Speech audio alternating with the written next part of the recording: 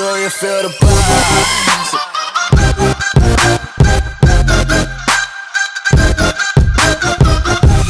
Salve galera do YouTube, estamos aqui novamente, pessoal, para mais um vídeo aí com vocês.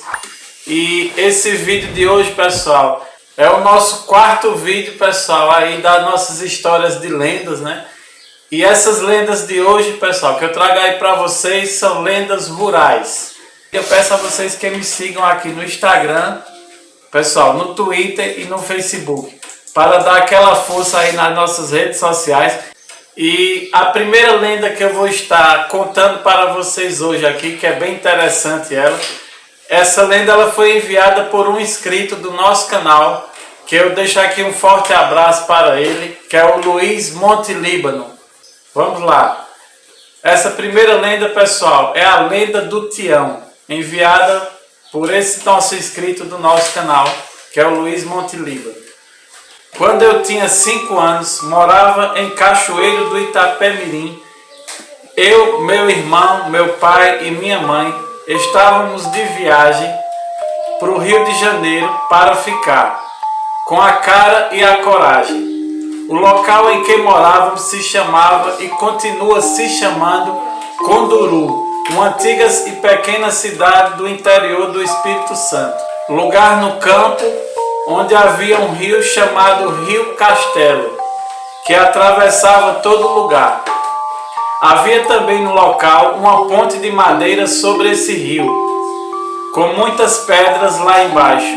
Morava no local o único irmão que o meu pai tinha, com sua mulher e seus filhos.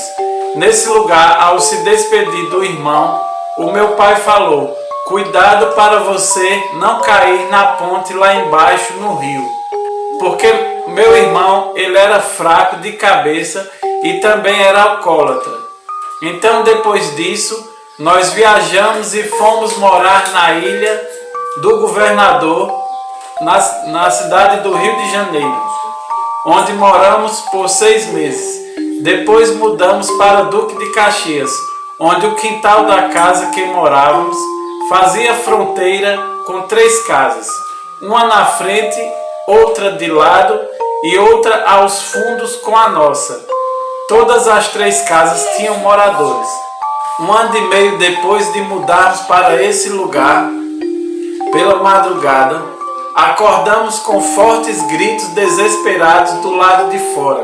Alguém batia violentamente na janela e na porta de nossa casa, gritando o nome do meu pai. Na hora o meu pai falou: "É Tião, meu irmão." E quando ele abriu a porta não havia ninguém, somente os vizinhos que ouviram o forte barulho e também acordaram naquela hora. Alguns dias depois, o meu pai recebeu uma carta avisando da morte do meu tio, que tinha caído na ponte e morreu afogado no rio. Espantado e bastante triste com o acontecido, ele adentrou novamente em casa e nos mostrou a carta que acabara de receber. Ficamos todos assustados com aquele ocorrido. Vejam aí, minha gente, essa primeira história que o nosso inscrito aí, Luiz Montelíbano, né, que ele tem um canal que eu deixo aqui na descrição, ele nos enviou essa belíssima história. Interessante realmente ela, né?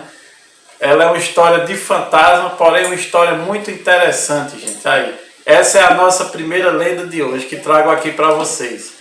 E a segunda lenda, pessoal, é a lenda do vaqueiro misterioso. Essa é uma lenda da região Nordeste aqui, onde nós moramos, pessoal. Esta lenda é muito comum por todo o interior do Brasil, principalmente nas localidades que têm fortes tradições no ciclo do gado. Esta lenda é relatada por muitos vaqueiros, onde o vaqueiro misterioso sempre aparece para participar das competições de derrubadas de boi, ou seja, as conhecidas vaquejadas, né? Corrida de argolinha, entre outras competições de montaria. Ele sempre é descrito como um vaqueiro velho, mal vestido, com um cavalo fraco e velho. Participa e ganha todas as competições. E quando alguém procura por ele para saber de onde ele veio, saber quem é, pessoal, ele acaba sumindo sem deixar nenhum rastro. Vejam aí que interessante essa lenda, né? Um vaqueiro aí chega de repente, ganha a competição junto com os demais participantes, e quando você procura para saber quem ele é e chegar perto dele para dar o prêmio a ele, ele do nada desaparece, gente. Imaginem aí vocês encontrarem, né, um vaqueiro como esse aí nessas corridas de vaquejada, né, gente? Outras competições aí com cavalos, né? Realmente interessante, gente. Era para você correr para longe também, né? Todo mundo ali que participa está correndo aí assustado para bem longe, né, gente? A terceira lenda que eu trago hoje aqui, gente, rural, é a lenda da procissão das almas.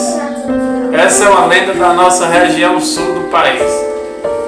Essa lenda conta sobre uma velha que vivia sozinha em sua casa e, por não ter muito o que fazer nem com quem conversar, passava a maior parte do dia olhando a rua através da sua janela, coisa muito comum no interior, até que numa tarde estava quase anoitecendo e ela viu passar uma procissão.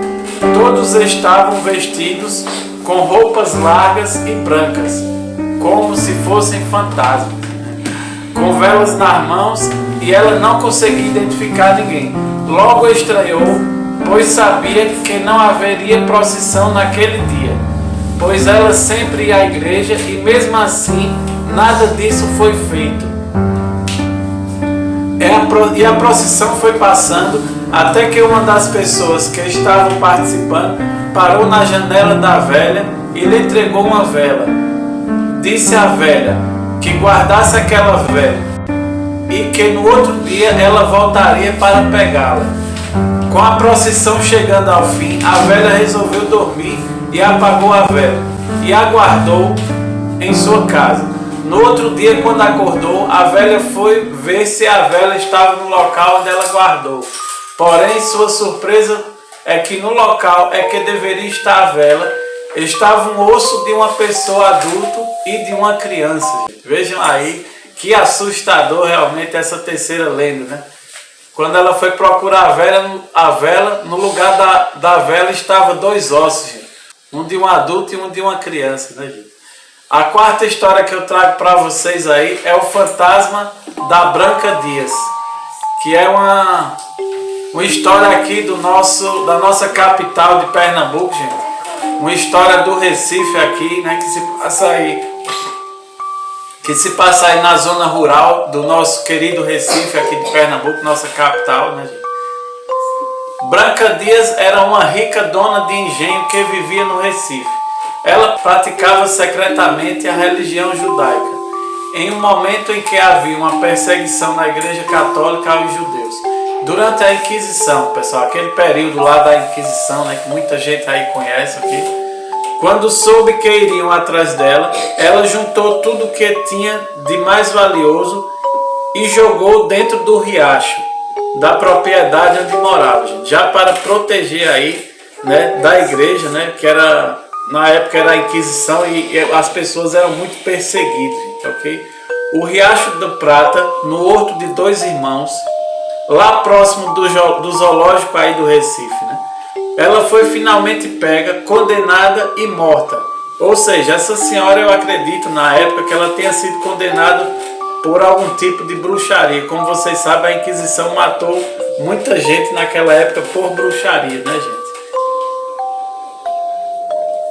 Alguns anos depois, histórias de que uma aparição estava afastando as pessoas começaram a correr. Branca Dias estava guardando o seu tesouro.